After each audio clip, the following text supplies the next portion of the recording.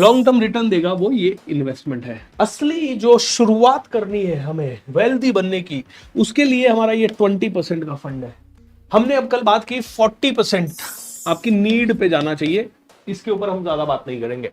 हमने बात की 20% आपका इन्वेस्टमेंट में जाना चाहिए। हमने बात की 10% आपका जाना चाहिए लॉन्ग टर्म में, ये आपकी एक तरह से सेविंग हो गई। आप एफडी में करवाएं ये पैसा, या कोई बॉन्ड लेके पटक दें, या ऐसा कहां जहां पे सिक्योर हो पैसा, मतलब डूबने का चांस ना हो। 10% आपने कहां डाल दिया? 10% आपने डाल दिया शॉर्ट टर्म में, जहां पे भी आपको अगेन पैसा सेफ होना चाहिए, वहीं पे डालना है ये पैसा। एंड 10% आपने इमरजेंसी में डाल दिया। अगर किसी किसी को 10% ज्यादा लग सकता है, क्योंकि हो सकता है कोई 10 लाख रुपए कमा रहा हो, तो 10% हर महीने 1 लाख रुपए डालना या हर साल का 10 लाख डालना इसमें ज्यादा लग रहा है, तो इसमें इसको आप ब्रेक कर सकते हैं। 5% फंड में डाल सकते हैं, एंटरटेनमेंट फंड, एक्सपीरियंसेस, देन 5% आप इमरजेंसी फंड में डाल सकते हैं, एंड 5% आप एजुकेशन में डालें ही डालें, 5% आप डोनेशन करें। ये हमने कल देखा। इसमें से मुझे बताइए, इन्वेस्टमेंट जो आपको लॉन्ग टर्म रिटर्न देगा वो क्या क्या है? लॉन्ग टर्म रिटर्न देगा वो ये इन्वेस्टमेंट है। ये हमने कहा कि अगर लोन ज्यादा है तो पहले ये सारा पैसा जो है हम शॉर्ट टर्म को थोड़ा थोड़ा बिल्ड कर सकते हैं। लॉन्ग टर्म को भी हम 10% की जगह 3% करके 7% हम लोन क्लियर करने में ले सकते हैं। यह भी 7% हम लोन क्लियर करने में, एजुकेशन में भी हम 1-आधा% इधर ले सकते हैं। ये सब चीजें हैं, वो अब आपकी गणित है। बट अब आज हम जो बात करेंगे, get ready to play the game very hard. अब जब उसकी बात कर रहे हैं तो we are talking about this is the real game, this is the game of investment. आपने रिच डैड पुअर डैड अगर बुक पढ़ी तो वहां पे 4 क्वाड्रेंट दिए गए थे, और 4 क्वाड्रेंट में पहला क्वाड्रेंट है एम्प्लॉय, दूसरा है सेल्फ एम्प्लॉयड, ओके, तीसरा है बिजनेस, एंड चौथा है इन्वेस्टर। और ये कहते हैं कि इस क्वाड्रेंट की थ्योरी के हिसाब से जाएं तो ये आदमी कभी सुखी नहीं रहता, ये आदमी कभी सुखी नहीं रहता, ये आदमी अपनी जिंदगी को अपने हिसाब से चला लेता है, लेकिन फिर भी ये उतना पैसा नहीं कमा सकता जितना ये कमाना चाहिए। ये आदमी जो है ना, ये सबसे ज्यादा पैसा कमाता है। क्यों? क्योंकि अभी मैं आपको एक स्टैटिस्टिक दूं तो टिम कुक करके एक पर्सन है। कौन है? एप्पल कंपनी का सीईओ है। कहते हैं कि पिछले 1 साल में टिम कुक की कमाई 107 करोड़ रुपए की रही। ऑलराइट, टिम कुक एप्पल का सीईओ है। 107 करोड़ प्लस उसके बाद एप्पल के कुछ शेयर्स वगैरह हैं, उन सबको मिला दिया तो मान लीजिए ये 1000 करोड़ का बंदा हो गया। देखिए 1000 करोड़ रुपए एप्पल के शेयर्स की वर्थ और सब मिला दिया, बाकी इसकी पर्सनल इनकम जो रही 107 करोड़ रुपए रही टिम कुक की। अब टिम कुक एक तरह से एप्पल कंपनी का सीईओ है, he is in this category, but since he is shareholder also, he is an investor as well as a businessman, इस कैटेगरी में भी है। टिम कुक अपना जिंदगी का कितना समय एप्पल को दिया होगा? हर रोज वो एप्पल के लिए ही काम कर रहा है, दिन रात। Only one company he is working for and that is Apple. 107 crore की कमाई। वॉरेन बफेट जो कि एप्पल कंपनी का ना तो एम्प्लॉई है, ना ही वो एप्पल कंपनी के लिए एक भी सेकंड काम करता है। वॉरेन बफेट की पिछले साल की 1 साल की इनकम एप्पल कंपनी से 1 लाख करोड़ से ज्यादा है। 1 लाख करोड़ से ज्यादा है। 1 लाख करोड़ कितना होता है? अच्छा, ह्यूज अमाउंट। 1 लाख करोड़ अकेला वो आदमी, मतलब करीब 15-20 बिलियन डॉलर अकेला वो इस कंपनी से कमा रहा है। It's a huge difference between this guy and this guy. अब एक चीज का मेरे को डाउट है कि ये 1 साल की है इनकम या 3-4 साल की है, okay, because this is the figure which I have doubt, लेकिन इट्स अ ह्यूज थिंग। ये इन्वेस्टर है, क्योंकि वॉरेन बफेट क्या है? इन्वेस्टर है। वॉरेन बफेट ने कंपनी का वैल्यू समझा, उसमें अच्छे से इन्वेस्ट कर दिया। वॉरेन बफेट अब सोए, चाहे कहीं गाय जाए, कुछ करे ना करे, बीमार हो ना हो, his income is going to grow. तो अब हमें जो रियल वेल्थ बिल्डिंग करना है, ये लॉन्ग टर्म सोल्यूशन जो है, ये हमें सिर्फ कोई ना कोई घर बनाना, गाड़ी लेना, या लॉन्ग टर्म में हमें एक शादी ब्याह करना, बच्चों के एजुकेशन के लिए काम आएगा। ये शॉर्ट टर्म है, जो हमारे छोटे मोटे इंटीरियर घर में कुछ लेना है, कैमरा वैमरा लेना है, ऐसे छोटी मोटी चीजें जो आपको लेनी है, लैपटॉप लेना है, कंप्यूटर लेना है, इन सब के लिए काम आएगा। ये इमरजेंसी फंड हमें हाथ लगाना ही नहीं है कभी जिंदगी में। क्यों नहीं लगाना है? क्योंकि ये तो हमें बढ़ाते ही रहना है। आज जब आप 1 लाख रुपए कमा रहे हो तो आपको सिक्योरिटी चाहिए 1-1.5 करोड़ की। जब आप 10 लाख रुपए कमाओगे आपको सिक्योरिटी चाहिए 10 करोड़ रुपए की। It's like that. ये फंड बढ़ता रहे, क्योंकि ये हमारे काम आएगा, हमारे बच्चों के काम आएगा। जैसे कार है, कार हमने ली, उसका इंश्योरेंस कराना ही हमें पड़ता है। वो फंड हमारे काम का नहीं है, लेकिन फिर भी बहुत काम का है। तो इस वाले का तो छोड़ ही दो। एजुकेशन का फंड हर महीने, एजुकेशन एंड प्ले का फंड एंड डोनेशन का फंड, वो हमारा है ही नहीं, वो हमें लेना है एज इट इज, एजुकेशन में खर्च करना है। तो असली हमारा जो फंड है, अच्छा ये 40% जो नीड का फंड है ये भी हमारा नहीं है, क्योंकि जीना है तो नीड तो है ही, उस नीड्स में जाता रहेगा। असली जो शुरुआत करनी है हमें वेल्दी बनने की, उसके लिए हमारा ये 20% का फंड है। और ये 20% का फंड एग्जैक्टली सिर्फ और सिर्फ एक ही चीज में जाना चाहिए, विच इज कॉल्ड इन्वेस्टमेंट, जिसको कि हम सब बहुत इग्नोर करते हैं। हम इसको सोचते हैं पहले घर बना लेते हैं फिर ये करेंगे। और क्यों हम इसको इग्नोर करते हैं? क्योंकि हमें लगता है घर बनाया मतलब हमने इन्वेस्ट कर दिया। ये सबसे बड़ी बेवकूफी है एक मिडिल क्लास फैमिली की, कि घर बना ले भाई, फटाफट घर बना ले। अब क्या करता है मिडिल क्लास फैमिली का हर एक इंसान या एवरेज फैमिली का हर एक इंसान, वो जैसे ही बच्चा 50,000, 60,000, 70,000 कमाने लगता है, तुरंत कहता है बेटा घर बनाओ। ओके, घर बना लेते हैं हम लोग। अब घर कैसे बनता है? ईएमआई लेके, आस पड़ोसियों से या दोस्तों से थोड़ा बहुत एक्स्ट्रा लोन लेके, क्योंकि जितना भी हमें पसंद आया, हमारी मैक्सिमम लिमिट है कि हम 50 लाख का घर ले सकते हैं। तो लेकिन हम में से हर आदमी कोशिश करता है कि थोड़ा एक ही बार लेना है, तो 70-80 लाख उसमें जो करवाना है एक ही बार में करवा लो। तो 90% ये होता है कि बैंक से भी लोन हो जाता है, रिश्तेदारों से भी लोन हो जाता है, और खुद का भी जमा पूंजी सारा लग जाता है। ये इतना बड़ा इमोशनल डिसीजन है। अब 90% लोग इसको इन्वेस्टमेंट मान के बैठ जाते हैं, बट ये तो सबसे बड़ा खर्चा है। ये इन्वेस्टमेंट कैसे हुआ? ये तो सबसे बड़ा खर्चा है। कैसे? इस खर्चे ने आपकी रिस्क टेकिंग कैपेसिटी को हमेशा के लिए खत्म कर दिया, नंबर 1। नंबर 2, आपका 1 करोड़ का घर 10 साल के अंदर बढ़ता बढ़ता 20 करोड़ होगा, मान लीजिए, सॉरी 2 करोड़ होगा, और 20 साल के अंदर मान लीजिए 3 करोड़ होगा, 4 करोड़ होगा। तो आपका 1 करोड़ वैसे भी आप कहीं पे भी डालते हो, 8% की रेट से भी डालते हो, तो 9 साल में डबल हो जाता है। 8% की रेट पे अगर डालते हो तो 9 ईयर्स में तो वैसे भी डबल होना चाहिए 1 करोड़ आपका।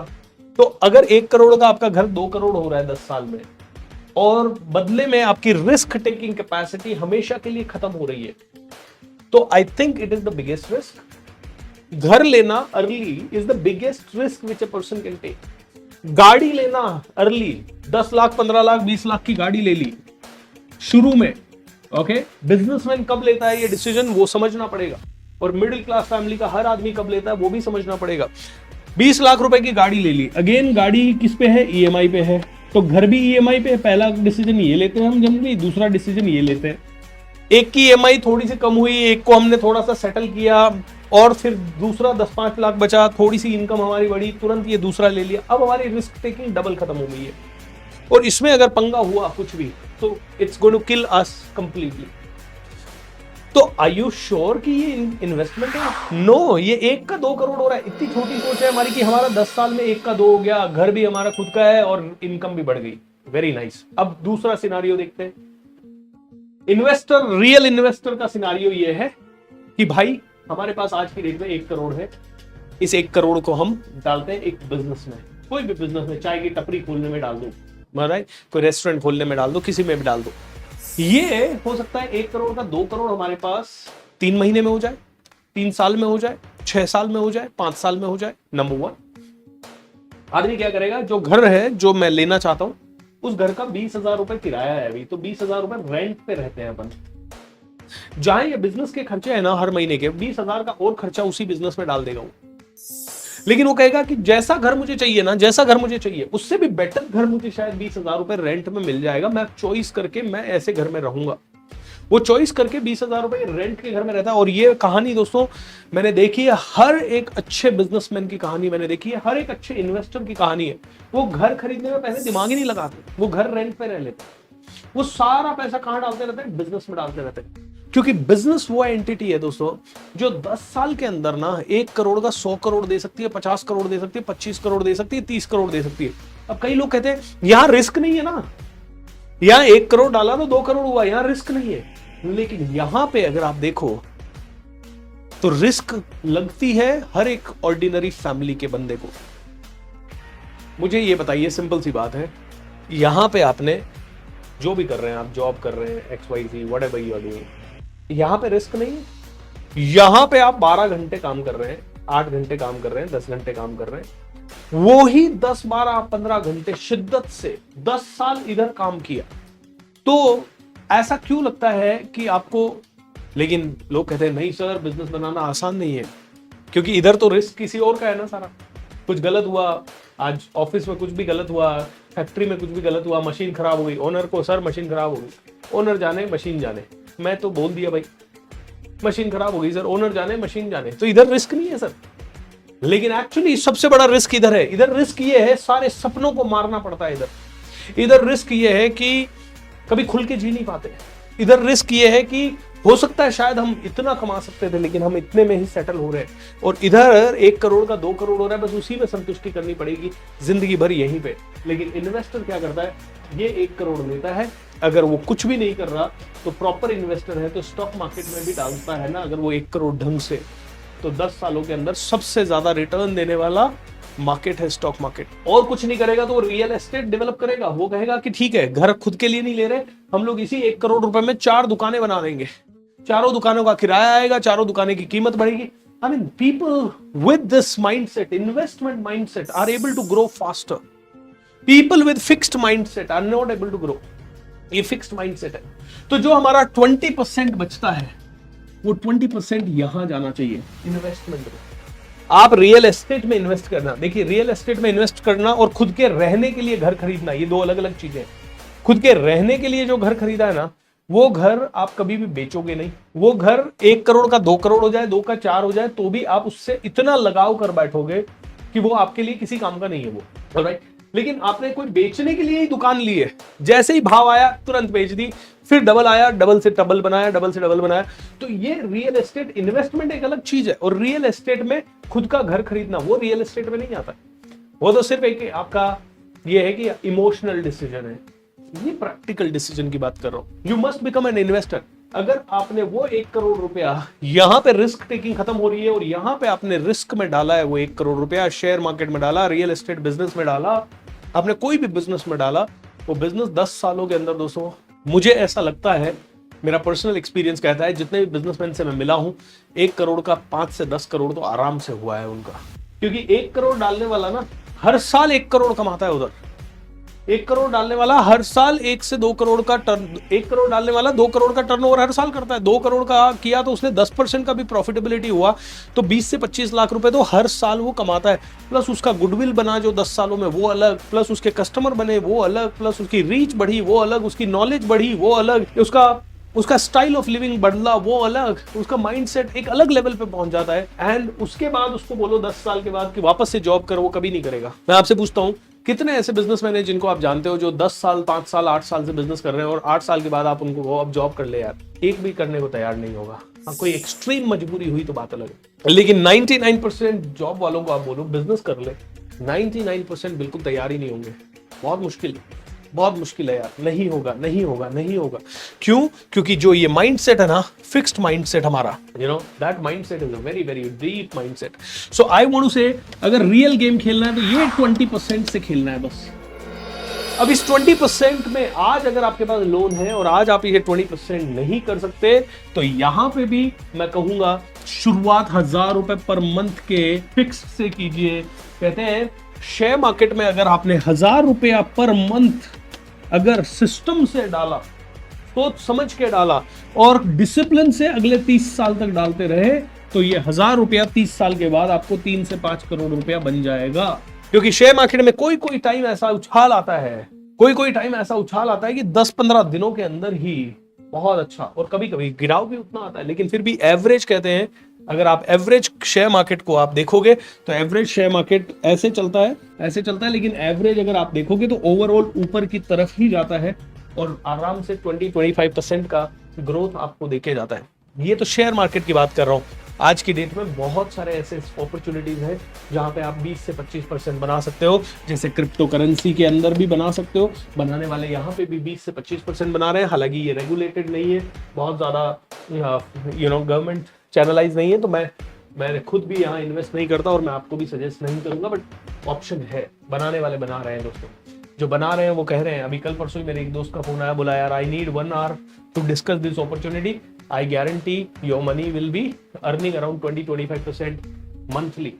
मैंने कहा monthly मतलब annually, sorry. मैंने कहा I'm least interested as of now in crypto, but कर रहे हैं दोस्तों, लोग कमा रहे हैं। तो क्रिप्टो में आप इन्वेस्ट कीजिए, स्टॉक में आप इन्वेस्ट कीजिए, फॉरेक्स में आप इन्वेस्ट कीजिए, रियल एस्टेट में आप इन्वेस्ट कीजिए, आप गोल्ड में इन्वेस्ट कीजिए, आप सिल्वर में इन्वेस्ट कीजिए, आप ऐसी और कमोडिटीज में इन्वेस्ट कीजिए।